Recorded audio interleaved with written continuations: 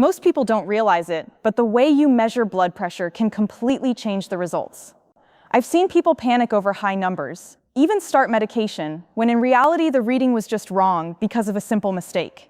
The truth is, even doctors' offices often make these errors. That's why it's so important to know how to do it correctly. One of the most common mistakes is putting the cuff over clothing. Even a thin sleeve can raise your reading by 10 to 20 points, which can mean the difference between normal and high blood pressure. Always place the cuff directly on your skin. Another mistake is keeping your arm in the wrong position. If your arm is hanging down or raised too high, the numbers won't be accurate. Your arm should always be supported at heart level, resting on a table or armrest. The fit of the cuff also matters. It should be snug but not painfully tight.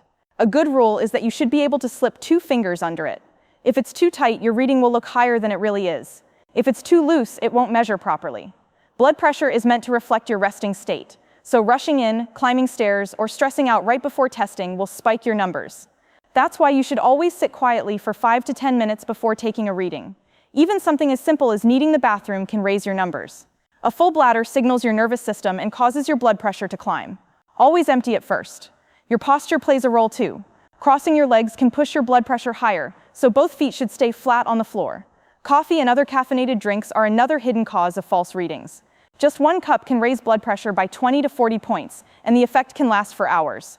If you're going to test, wait at least 2 or 3 hours after drinking caffeine.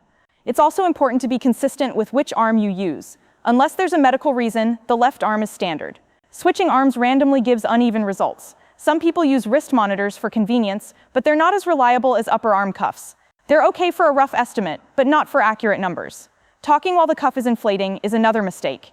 Even small conversation makes blood pressure rise, so stay quiet, breathe normally, and relax while testing.